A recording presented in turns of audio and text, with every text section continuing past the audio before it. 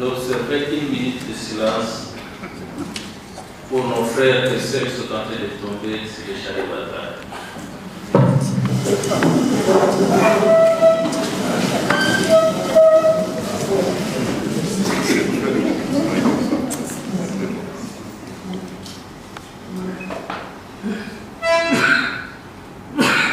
Merci beaucoup.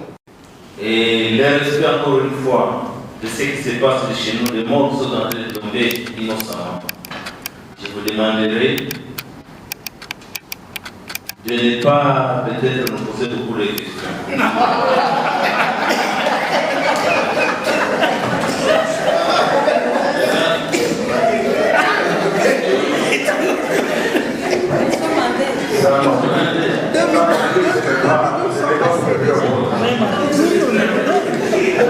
Vous avez perdu 2 minutes.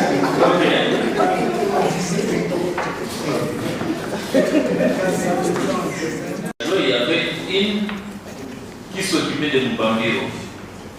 Et on devait désormais mettre en place une équipe pour gérer le site de Mbambiro. Et juste après ça,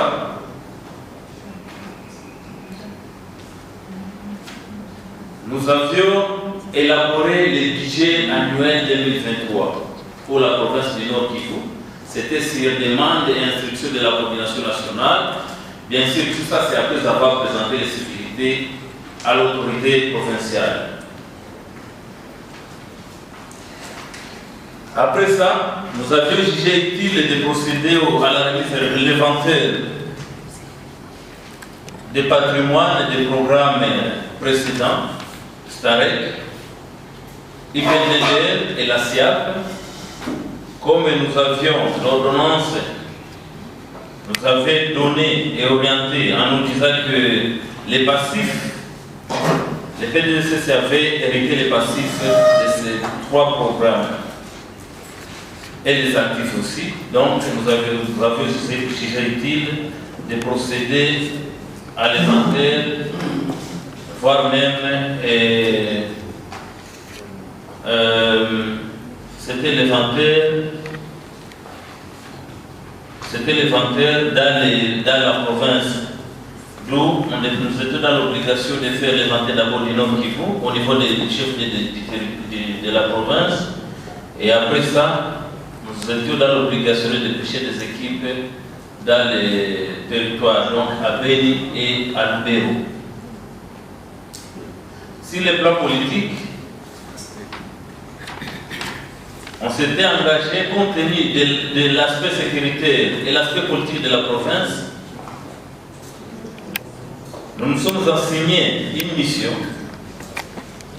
politique avec les autorités provinciales et les autorités militaires, voire même avec les partenaires intercommunautaires et la société civile. Comme vous le savez, la période qu'on a été nommée, c'était une période de turbulence. Et à cet dit, il fallait d'abord qu'on se rassure que les programmes est accepté par tout le monde et qu'il y ait l'appropriation de ces programmes au niveau de la province. Avec ces discussions-là, nous nous sommes rapprochés auprès du gouverneur de province, le gouverneur militaire, et sur l'aspect politique, il a accepté de signer un arrêté provincial. Et cet arrêté, c'est un outil très très important pour les programmes. L'arrêté qui a comme objectif, c'est d'accompagner la mise en place de l'ordonnance signée par les chefs de l'État portant la création de notre programme PDDSS. Et cet arrêté, c'était pour identifier les organisations partenaires qui œuvrent dans le désarmement, démobilisation, relèvement communautaire et la réinsertion. Et avec comme mission aussi d'orienter les partenaires et les certifier voire même faire l'évaluation de tout ce que ces partenaires auraient à faire dans notre province. Après ça, nous nous sommes dit qu'on avait déjà cet outil politique et l'arrêté. Et nous allons encore vers le gouverneur de mettre en place un mécanisme de la mise en application de cet arrêté provincial. Et là, le gouverneur a signé une lettre d'instruction adressée à tous les administrateurs du territoire, les maires de ville, et voire même les chefs de secteur, pour l'instruire la mise en œuvre de cet arrêté provincial. Cet arrêté provincial va nous aider à coordonner tous les partenaires, les identifier, et ils seront tous certifiés par les PDDSS. Et ces partenaires, ce n'est pas seulement les partenaires locaux, même les internationaux, tous les ONG qui œuvrent dans notre secteur, ils doivent être identifiés et certifiés par les PDDSS.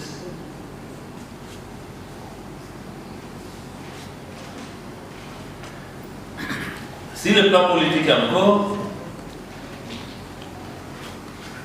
j'aimerais souligner aussi que le PDDSS Nord Kivu a participé aussi aux assises de Nairobi. Et après ça, nous sommes allés sur le terrain avec comme mission d'installer les chefs d'antenne, parce que nous avons déjà deux antennes, l'antenne de Beni et l'antenne de Lubero. Pourquoi on est allé installer ces deux antennes? Tout simplement parce qu'il y a des projets déjà en cours. Et comme ces projets-là vont nous aider aussi à absorber, à encadrer, à réintégrer les quelques combattants vivants au Bambiro, c'était très important qu'on installe d'abord ces antennes-là pour nous aider à capitaliser et accompagner ces partenaires au niveau de ces territoires.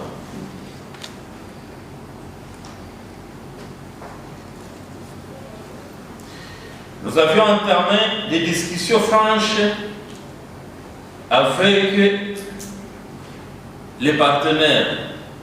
Comme vous le savez, encore une fois, le Nord Kivu engorge pas mal, peut-être une centaine des organisations, mais ces organisations-là qui travaillent aussi en ordre dispersé. Et on a entamé des discussions avec ces organisations.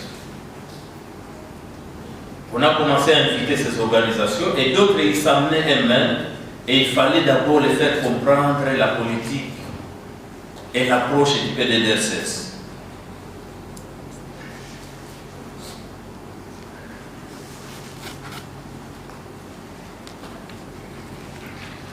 Nous avions aussi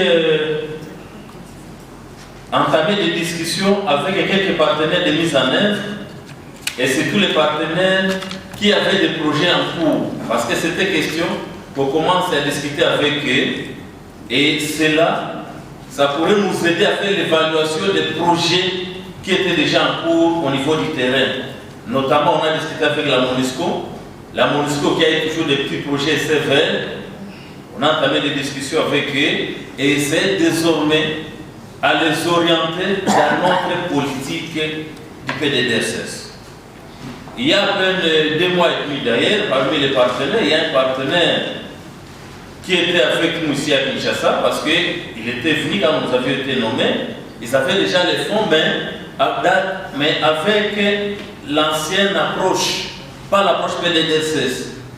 Et dans nos réunions, dans les discussions, on s'était convenu qu'on aille à Kinshasa rencontrer la coordination nationale pour que la coordination nationale nous aide avec des orientations. Nous sommes arrivés ici et en tout cas, d'ailleurs, de prime abord, je félicite les coordinateurs et Madame la coordonnatrice adjointe à chaque des questions administratives et finances, parce que ces orientations-là nous avaient aidés et arrivé à Goma, on s'était mis autour d'une table et on a essayé de revisiter les projets et ce projet-là a été lancé officiellement par l'autorité provinciale et ce projet, pour votre information, va nous aider à encadrer presque 300 rendus parmi les rendus qui vivent actuellement dans le site de Mubambiro.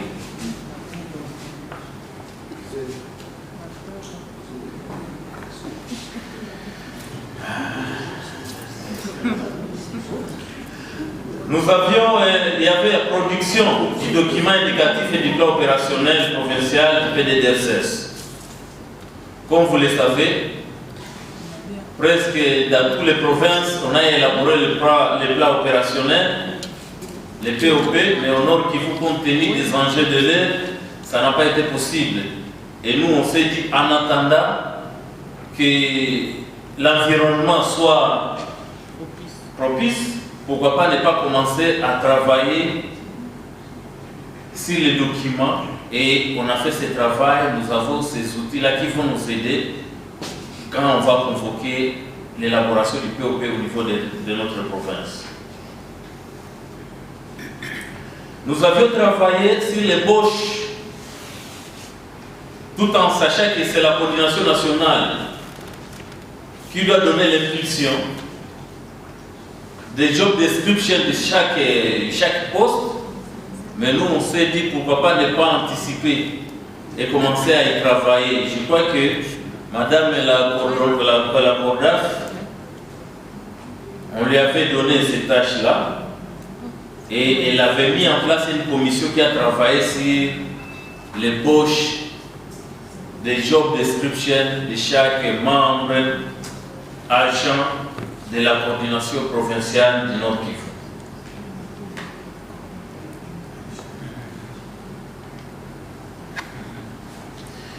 Avec la MONUSCO, compte tenu encore une fois des enjeux de l'air, nous on s'est dit, en attendant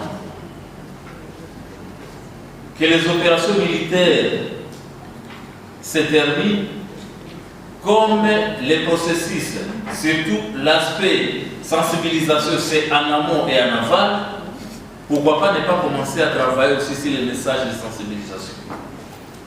Donc on a mis une commission, encore une fois, entre nous et la MONUSCO, section DDR, sous l'impulsion du chef de bureau.